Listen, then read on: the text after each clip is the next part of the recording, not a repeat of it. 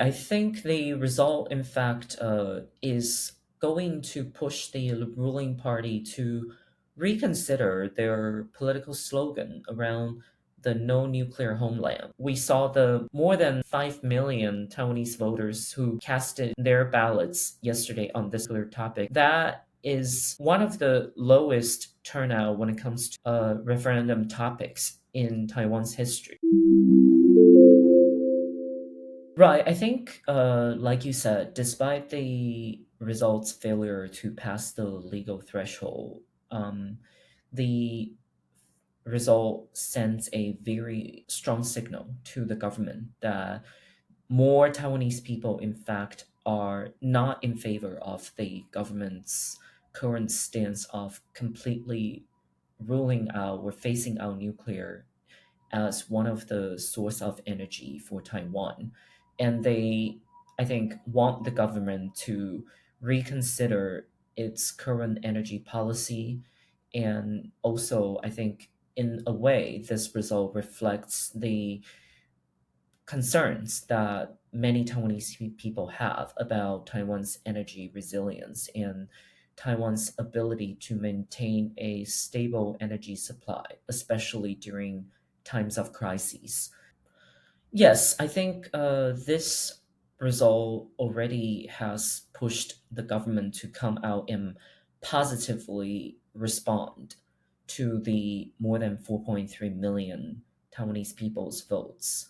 The Taiwan president Lai Ching-te yesterday came out to hint that the government would not rule out any possible inclusion of nuclear in the future, but I think he also laid out some of the important principles, which is that if scientific results show that nuclear-based energy solution is safe, is advanced, and can then I think Taiwan can consider including those solutions into part of its energy supply network. And so I think that is already a very positive response from the government to the public opinion. And I believe that this would lead to further reconsideration for the ruling party regarding its longstanding opposition to nuclear power. I think this is, in fact, going to help propel the domestic debate and perhaps finding that necessary, um, you know,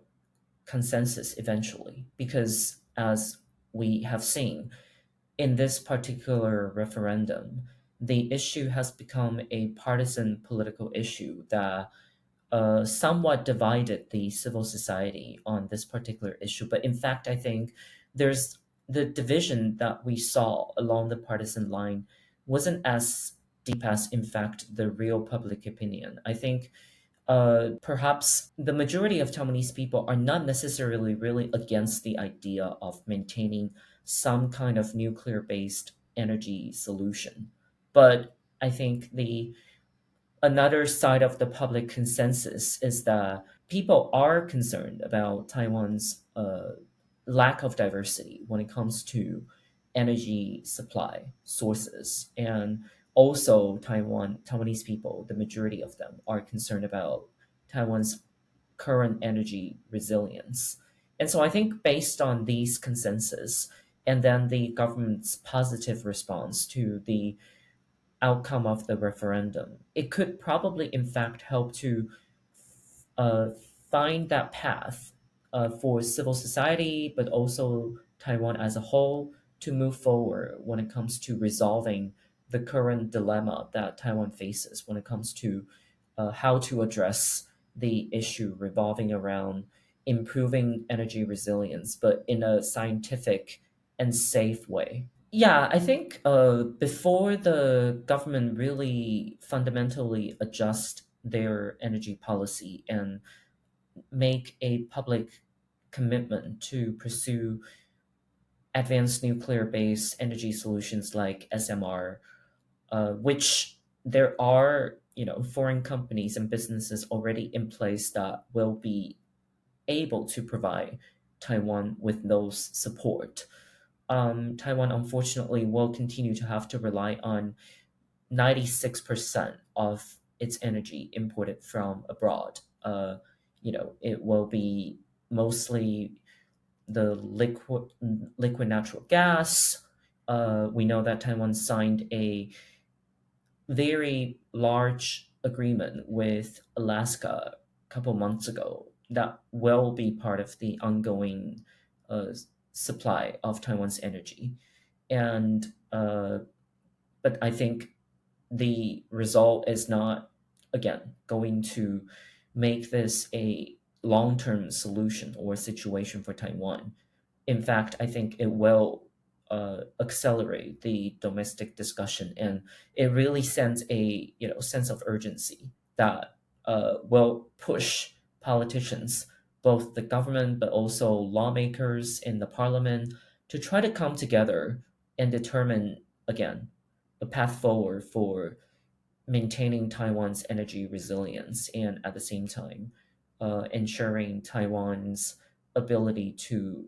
provide stable energy supply. I think the result, in fact,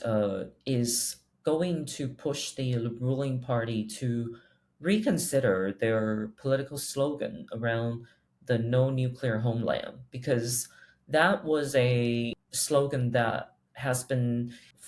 championed and promoted by the ruling parties for decades now. And I think in the early stage of that particular slogan, uh, it resonated with a certain part of the Taiwan civil society, but it never really, I think, went beyond the core group of supporters that have a very strong belief in environmental issues. And I think, as again, the sense of urgency of a potential Taiwan contingency, including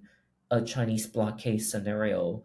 becomes more urgent and perhaps in many Taiwanese people's minds more realistic than before, they then would unfortunately have to really reconsider whether this decades long slogan still relates and also are in sync with the direction of the public opinion. And I do believe that again the president's personal opinion and statement from yesterday would set off a reevaluation within the ruling party itself about the validity of this political slogan and also this path forward. And I think we might, in fact, see a fundamental shift or adjustment, at least,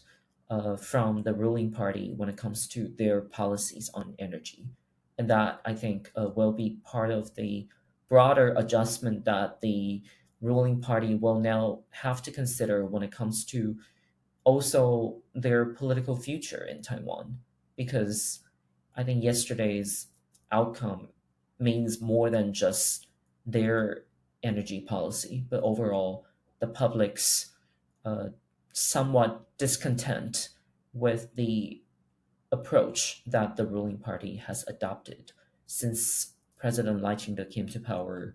in May 2024. I think surprisingly, the nuclear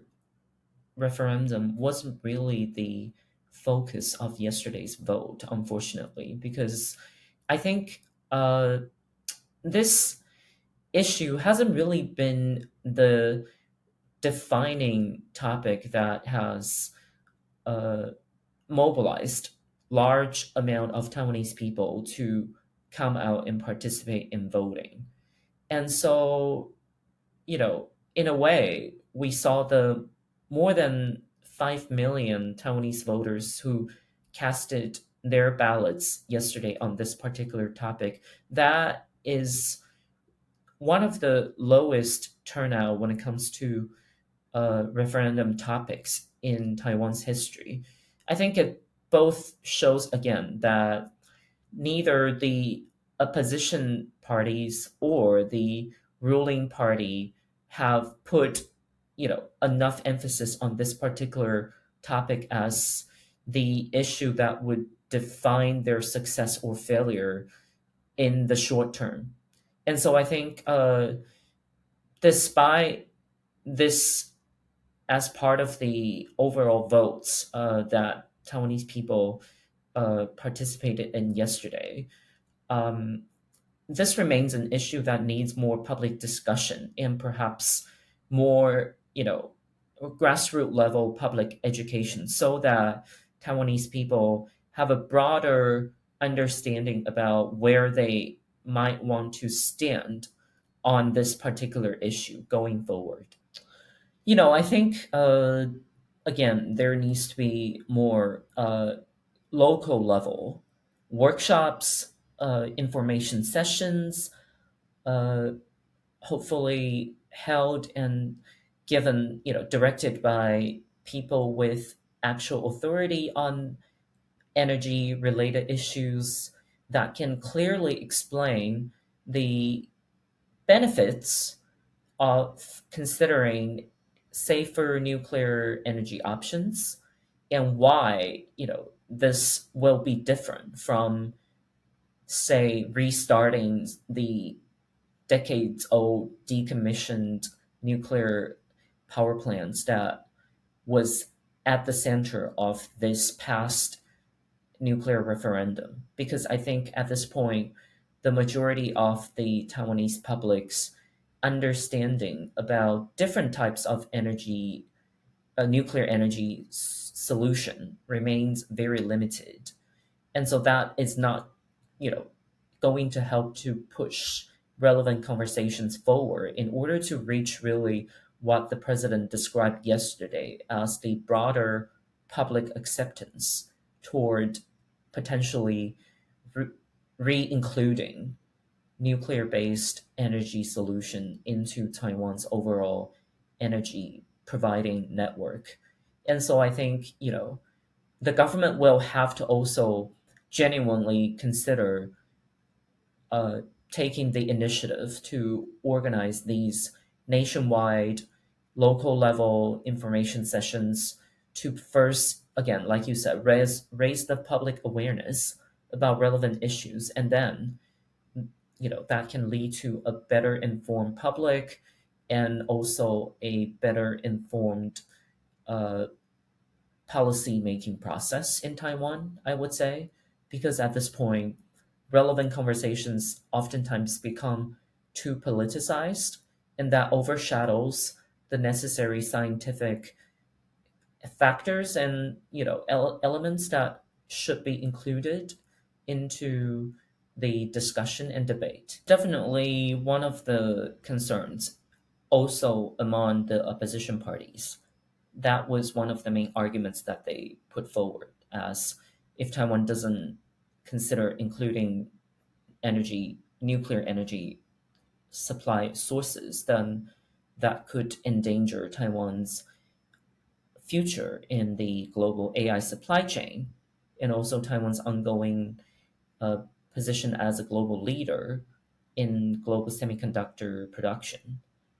And I think these are, again, valid arguments,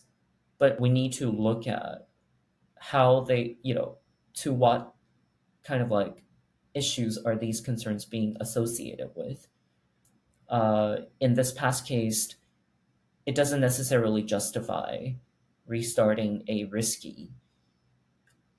decommissioned nuclear power plant,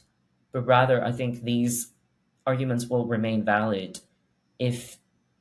the discussion is associated with the need, again, to diversify Taiwan's energy source, but considering including safe, advanced, nuclear based energy solution. Definitely. I think this has always been the trend in Taiwan when it comes to public debates that involve the health and also environmental risks versus economic